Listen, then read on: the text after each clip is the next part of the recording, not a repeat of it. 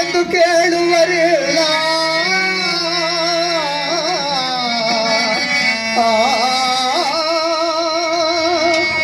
ದೇವಾ ಏನಿದು ನಿನ್ನ ಮಾಯೆ ದೇವಾ ಏನಿದು ನಿನ್ನ ಮಾಯೆ ಬಲ್ಲವನಾದ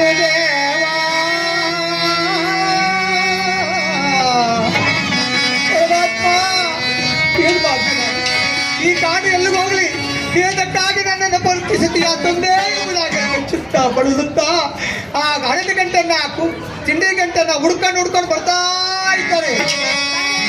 ಮನಸ್ಸಲ್ಲಿಲ್ಲ ಏನ್ ಮಾಡ್ಲಿ ಎಂಬುದಾಗಿ ಬರ್ತಾ ಇದ್ದಾರೆ. 2 ದಿನಗಳಾಗಿದೆ. 2 ದಿನಗಳು ಹುಡುಕಿದ್ದಾರೆ, ಸಿಗಲಿಲ್ಲ. ಪೂರ್ಣ ಕಟ್ಮಡಿ ಆದ ಚಂದ್ರಹಾಸಗೆ ಹೆರಿಗೆ ಸಂಕಟವಾಗ್ತಾ ಇದೆ, ಒಂದು ಕಡೆ ಬಾಯಾರಿಕೆ ಆಗ್ತಾ ಇದೆ. ಏನ್ ಮಾಡ್ಲಿ ಪ್ರಾಣಕಾಂತ ಹೇಗಾದರೂ ಮಾಡಿ ಜಲಪಾನವನ್ನು ತಂದು ಪ್ರಾಣ ಉಳಿಸಿದೆ ಪ್ರಾಣಕಾಂತ. ಪ್ರಾಣಕಾಂತ ಬಾಯಾರಿಕೆ ಆಗ್ತಾ ಇದೆ, ಏನಾದರೂ ಮಾಡಿ ನೀರು ತಂದು ಕೊಡಿಯುವುದಾಗುತ್ತವಾಗ ಸಾಂತನ ಹೇಳ್ತಾ ಇದ್ದಾಳೆ ತೊಡೆ ಮೇಲೆ ಕಳಿಸ್ಕೊಂಡು. ಚಂದ್ರ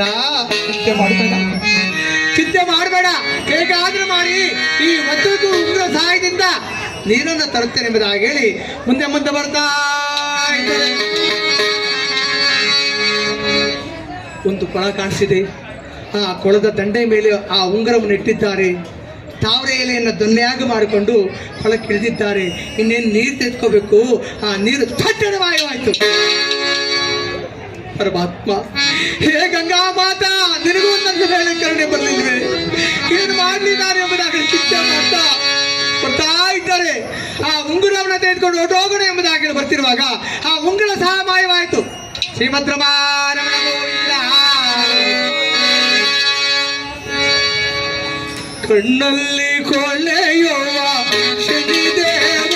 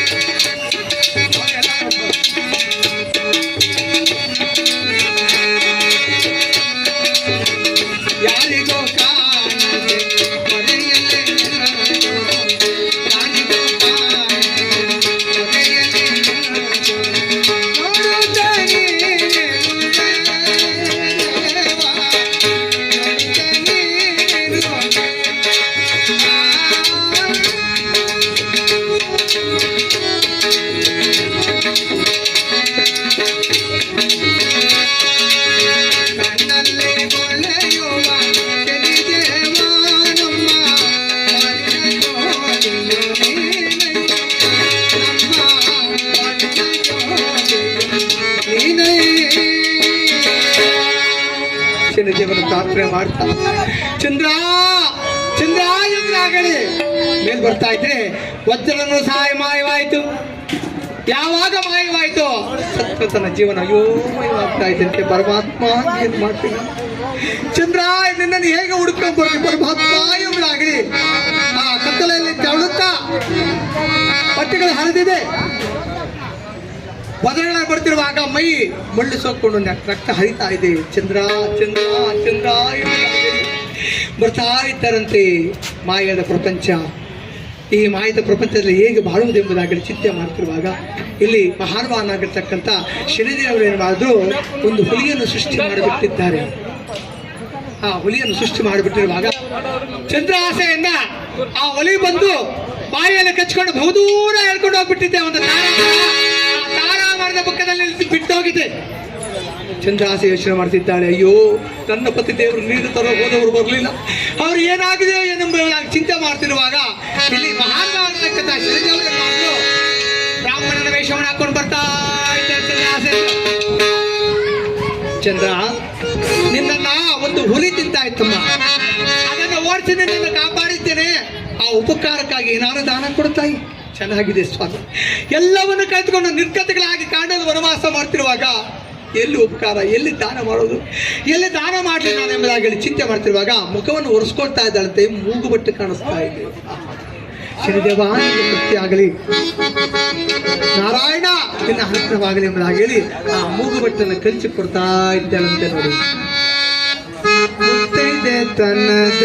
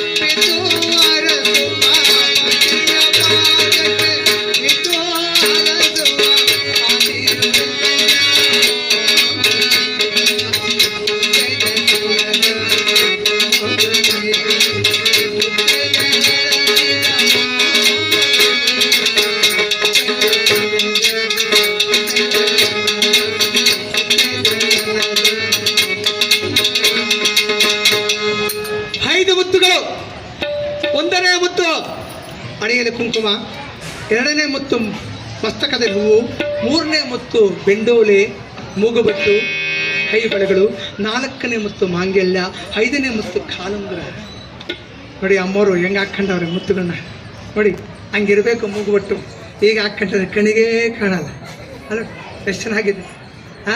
ಲಕ್ಷ್ಮೀದೇವಿ ಕೂತ್ಕೊಂಡಿದ್ದಾಳೆ ತಾಯಿ. ಯಾರ ಮುಖದಲ್ಲಿ ಅದಿದೆಯಾ, ಅದೇನು ಇಷ್ಟಿಷ್ಟೇ ಚುಚ್ಕೊಳ್ರಮ್ಮ ಅಂದ್ರೆ ಅದು ಚುಚ್ಕೊಳ್ಳೋಕೆ ಕಷ್ಟ ಅವ್ರಿಗೆ. ಅಲ್ಲಿ ನೋಡಿ, ನೋಡ್ದ ಅಲ್ಲಿ ನೋಡಿ ಆ ತಾಯಿ ಎಷ್ಟು ಚೆನ್ನಾಗಿ ಚುಚ್ಕೊಂಡ ನೋಡಿ. ಆ ಕಡೆ ಮಕ ತಿರುಗಿ ನೋಡಿ, ಹಂಗಿರ್ಬೇಕು ಮೂಗುಬಟ್ಟು. ನೋಡಿ ಅಮ್ಮವ್ರು ನೋಡ್ತಾವ್ರಿ ಈಗ. ಅಲ್ಲಿ ನೋಡಿ, ಯಾಕಂದ್ರೆ ನೀವು ಪಡ್ಕೊಂಡ್ಬಂದಿರೋ 3 ಮುತ್ತು, ಭಗವಂತ ಕೊಟ್ಟಿರೋದು 2 ಮುತ್ತು. ಯಾರಪ್ಪ ಅಂದ್ರೆ ಪತಿದೇವರ 1 ಮುತ್ತು ಮಾಂಗಲ್ಯ, ಕಾಲುಂಗುರ. ಈ 5 ಮುತ್ತುಗಳು ನೀವು ಪಡ್ಕೊಂಬಂದಿದ್ದೀರಿ. ಈ ಪಡ್ಕೊಂಬಂದಿರುವಾಗ ಅದನ್ನು ಕಾಪಾಡಬೇಕಾದ್ರೂ ನೀವೇ. ಹಣೆಯಲ್ಲಿ ಕುಂಕುಮ ಇಟ್ರಪ್ಪ ಅಂದ್ರೆ ಜನ ನಿತ್ಕಾರ ಅಲ್ಲ, ಸ್ಟಿಕ್ಕರ್ ಇಟ್ಕೊತಾರೆ. ಹಣೆಯಲ್ಲಿ ಕುಂಕುಮ ಇಟ್ಕೊಂಡ್ರೆ ಸ್ಟಿಕ್ಕರ್ ಇಟ್ಕೊತಾರೆ. ಮತ್ತಕಂದ್ರೆ ಹೂ ಮುಡಿಬೇಕಾದ್ರೆ ಅದು ಕಷ್ಟನೇ. ಈಗ ನೋಡಿ ಅವ್ರ ತಲೆಯೆಲ್ಲ ಹೂವು ಇದೆಯಾ, ಇದಲ್ಲ. ಯಾಕಂದ್ರೆ ಕಲಿಗಾಲ ಇದು. ಇರ್ಲಿ, ಹಣೆಯಲ್ಲಿ ಕುಂಕುಮ ಇಟ್ಕೊಂಡ್ರೂ ಆಗಲ್ಲ, ಕೈ ಬಳೆಗಳು ಹಾಕೊಂಡ್ರೂ ಆಗಲ್ಲ. ಆನಂದವಾಗಿ ಸೀರೆ ಉಟ್ಕೊಳ್ರಪ್ಪ ಅಂದ್ರೆ ಅದು ಆಗಲ್ಲ, ಬಾಳೆಗಳು ಹಾಕೊಂಡ್ರು ಆಗಲ್ಲ. ಅಂತ ಮುತ್ತುಗಳನ್ನ ಪಡ್ಕೊಂಡ್ ಬಂದಾಗ ನಾವ್ ಯಾಕಿರ್ಬೇಕು? ತುಂಬ ಬಳಗಳಿದ್ದು ಅಲ್ಲ, ಕಾಲಾಯ್ ತಸ್ಮೈ ನಮಃ. ಏನು ಮಾಡೋಕ್ಕಾಗಲ್ಲ. ನಾವು ಹಾಕೊಂಡಿರ್ತಾವೆ ಚಾಡಿ ಶೇಡ್ ಹಾಕೊಂಡ್ರೆ ಮುಗ್ದೈತೆ ನಮ್ಮ ಕತೆ. ಎಲ್ಲ ನಿಮಗೆ ಭಗವಂತ ಕೊಟ್ಟಿದ್ದಾನೆ. ಕೊಟ್ಟಿರುವಾಗ ಅದನ್ನ ಹಾಕೊಂಡ್ರಪ್ಪ ಅಂದ್ರೆ ನಮ್ಮ ಸಂಸ್ಕೃತ ನಾವೇ ಉಳಿಸ್ಲಿಲ್ಲ ಅಂದ್ರೆ ಇನ್ಯಾಗೆ? ಅದೇನೋ ಕಾರ್ಮೆಂಟ ಬಂದ್ಬಿಟ್ಟೈತೆ. ಅವ್ರು ಹೇಳ್ದಂಗೆ ಕೇಳ್ತಾರ. ಕುಂಕುಮ ಇಡಲ್ಲ, ಬಳೆ ಹಾಕಲ್ಲ, ಹೂವು ಮುಡ್ಸಲ್ಲ. ಏನಪ್ಪ ಏನೋ ಕೆಲವರು ಇರ್ತಾರೆ ಒಂದೇ ಸರಿ ಎಲ್ಲ ಫ್ಯಾಷನ್. ಹಸಿರು ಸೀರೆ, ಹಸಿರು ಜಾಕೆಟ್ಟು, ಹಸಿರು ಬಳೆಗಳು, ಹಸಿರು ಬ್ಯಾಗು, ಹಸಿರು ಚಪ್ಪಲಿ. ಇದೇನೋ ಫ್ಯಾಷನ್ ಅಂತೆ. ಈಗೇನೋ ಇವತ್ತೇನು ಮಾಡಿದ್ಯಪ್ಪ ಅಂದ್ರೆ ಮಸಪ್ ಮಾಡಿದ್ದೆ ಸರ್. ಎಲ್ಲ ಫ್ಯಾಷನ್. ಹಿಂಗೆಲ್ಲ ಮಾಡ್ಕೊಂಡು ನಮ್ಮ ಜೀವನ ಈ ಮಟ್ಟಕ್ಕೆ ಬಂದು ಕುತ್ಕೊಂಡೈತೆ. ಏನು ಮಾಡೋಕ್ಕಾಗಲ್ಲ. ಯಾಕಂದ್ರೆ ಕಾರ್ಯೇಶು ದಾಸಿ, ಕರಣೇಶು ಮಂತ್ರಿ, ರೂಪೇಶು ಲಕ್ಷ್ಮಿ, ಭೋಜ್ಯೇಶು ಮಾತಾ, ಶಯನೇಶು ರಂಭ, ಕ್ಷಮಯಾ ದರಿದ್ರಿ. ಹೆಣ್ಣು ಯಾವತ್ತೂ ಕ್ಷಮೆಯಾಗಿರಬೇಕು. ಏನಪ್ಪ, ಗಂಡ ಹೇಳಿದ ಮಾತನ್ನು ಹೆಂಡತಿ ಕೇಳಬೇಕು, ಹೆಂಡತಿ ಹೇಳಿದ ಮಾತನ್ನು ಗಂಡನೂ ಕೇಳಬೇಕು. ಇವರಿಬ್ಬರು ದಂಪತಿಗಳು ಆಗಿರುವಾಗ ಈ ದಂಪತಿಗಳು ಏನಪ್ಪ ಅಂದ್ರೆ ದೇವತೆಗಳ ಸಮಾನ ಅಂತೇಳಿ. ಯಾರು ಕೇಳ್ತಾರೆ? ನಾನು ಕೆಲ್ಸಕ್ಕೆ ಹೋಗಿ ಬರ್ತೇನೆ, ಅದೇನೋ ಫುಟ್ಪಾತ್ ಮೇಲೆ ಮಾಡಿದ್ದಾರಲ್ಲ ಪ್ರಸಾದ, ಅದು ತಗೊಂಬಂದ್ಬಿಡಿ, ನನಗೂ ಕಷ್ಟ ಆಯ್ತು ಅಂತ ಹೇಳು ಬಟ್ಟೆಗಳು ತಗೊಂಬಂದು ಕುತ್ಕೊಂಡ್ಬಿಡ್ತಾರೆ. ಅಡುಗೆ ಮಾಡಲ್ಲ ಅಂತ ಕಾಲ ಇದು. ಅವ್ರು ತರಲಿಲ್ಲ ಅಂತ ಇಟ್ಕೋ, ಕಷ್ಟ ಮುಗಿದೈತೆ. ಅಡುಗೆ ಮನೇಲಿ ಸಾಮಾನು ಡಿಮಿಟ್ ಬಿತ್ತೋಗ್ತಾರೆ. ಹಾಗೆ ಏನು ಮಾಡೋಕ್ಕಲ್ಲ. ಸೀರಿಯಲ್ ಬಂದ್ಬಿಟ್ಟು ಆ ಸೀರಿಯಲ್ ನೋಡ್ಕೊಂಡು ನಮ್ಮ ಕಾಲ ಸೀರಿಯಲ್ ಕಾಲನೇ ಆಗೋಯ್ತು. ರೂಪೇಶು ಲಕ್ಷ್ಮಿ, ರೂಪದ ಲಕ್ಷ್ಮಿ ಹಂಗಿರ್ಬೇಕು. ಕೈ ತುಂಬ ಬಳೆಗಳು ಹಾಕ್ಕೊಂಡು, ಹಣೆ ತುಂಬ ಕುಂಕುಮ ಮುಡ್ಕೊಂಡು, ಮಸ್ತಕದ ಹೂ ಮುಡ್ಸ್ಕೊಂಡು, ರೇಷ್ಮೆ ಸೀರೆ ಉಡ್ಕೊಂಡು, ಕಾಲಿನಲ್ಲಿ ಗೆಜ್ಜೆ ಹಾಕೊಂಡು ಗಲ್ ಅಂತ ಹೋಗ್ತಾ ಇದ್ರೆ ಆ ಮನೆ ಲಕ್ಷ್ಮೀದೇವಿ ತಂಗಿ. ಆಮೇಲೆ ಊಟ ಬಡಿಸುವಾಗ ಮಗನಿಗೆ ತಾಯಿ ಹ್ಯಾಕ್ ಬಡಿಸ್ತಾಳೆ ಊಟ, ಆ ರೀತಿ ಬಡಿಸ್ಬೇಕು ಹೆಂಡತಿ ಆದವ್ರು. ತಟ್ಟೆ ಮುಂದೆ ಕುತ್ಕೊಂಡು ಊಟ ಬಡಿಸ್ಬಿಟ್ಟು, ತಿನ್ರಿ ಅಂತೇಳಿ ಪಕ್ಕದ ಮನೆಯಲ್ಲ ಮಾಡ್ತಿದ್ದಾರಲ್ಲ ಎಮ್ಮ ಸರಾನ, ಏನೋ ಉದ್ದ ಸರ ಮಾಡ್ತಿದ್ದಾರೆ, ನೀವ್ಯಾವ ಮಾಡ್ತೀರಿ ಅಂತ ಮುದೈತೆ ಕತೆ ಮನೆ ತಿಂದಂಗೆ ಆಗೋಯ್ತು ಅಂತ. ಇನ್ನ 4ನೇದು ಏನಪ್ಪ ಅಂತಂದ್ರೆ ತಾಳಿ ಇರಬೇಕು. ಈಗ ತಾಳಿ ತೆಗೆದಿಟ್ಬಿಟ್ಟಿರ್ತಾರೆ ರಾತ್ರಿ ತಾಳಿ ತೆಗೆದು ಆಚೆ ಇಟ್ಬಿಡ್ತಾರೆ. ಮುದೈತೆ ಕತೆ. ಕಾಲಿನ ಉಂಗುರ ಬ್ರಹ್ಮದೇವ ಬರೆದಂತ ಹಳೆ ಬರಹ. ಅಲ್ಲೇ ನಮಗೆ ಮದುವೆ ಆಗಿರುತ್ತೆ, ಗಂಡ ಹೆಂಡತಿ ಮದುವೆ ಆಗಿರುತ್ತೆ. ಮದುವೆ ಆಗಿರುವಾಗ ಇಲ್ಲಿ ಬಂದು ನಾಟಕ ಆಡ್ತೀವಿ ಅಷ್ಟೇ. ಯಾವ ಜನ್ಮದಲ್ಲಿ ಮಾಡಿರೋ ಪುಣ್ಯ ಫಲ ಆ ಗಂಡ ಹೆಂಡತಿಯ ಮಿಲನ ಆಗಿರುತ್ತೆ. ಇನ್ನ ಕೊನೆಯದಾಗಿ ಗಂಡ ಹೇಳಿದ ಮಾತನ್ನ ಹೆಂಡತಿ ಹೇಳಿದ ಮಾತನ್ನು ಗಂಡನ ಕೇಳಿ ಆ ಗಂಡನಿಗೆ ಸ್ವಾತಂತ್ರ್ಯ ಹೇಳ್ತಕ್ಕಂಥ 5 ಗುಣಗಳು. ಆ 5 ಗುಣಗಳಲ್ಲಿ ಆ ಹೆಣ್ಣಾದವಳು ಮೈಗೂಡಿಸ್ಕೊಂಡ್ರೆ ಆ ಮನೆ ನಂದನವನ, ಇಲ್ಲ ಅಂದ್ರೆ ಸ್ಮಶಾನ. ಕೊಡಪ್ಪ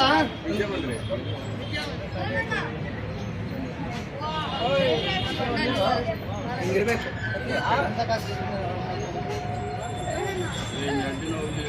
ಬಿಸಿಯನ್ನು ನೋಡ್ಕೊಳ್ಳಿ, ಏನು ಆಗಲ್ಲ.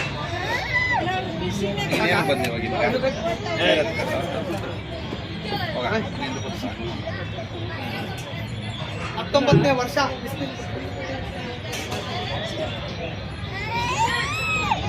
ಅಮ್ಮ ಕಥೆಯಲ್ಲಿ ಇಲ್ಲ. ಕಾಫಿ ಕುಡಿದಾಗ ಬಿಸಿಲು ಕುಡಿದಾಗ ಆಗ್ಲೇ ನಮ್ಮವ್ರಿಗೆ ಹೇಳ್ತಾ ಇದ್ರು, ನಾನು ಕೇಳ್ತಾ ಇದ್ದೀನಿ ಸಭೆ ಕಥೆನ ಅಂತ. ಕುಳಿತು ಕೇಳ್ತಾವ್ರು ನೋಡು ಕಥೆನ.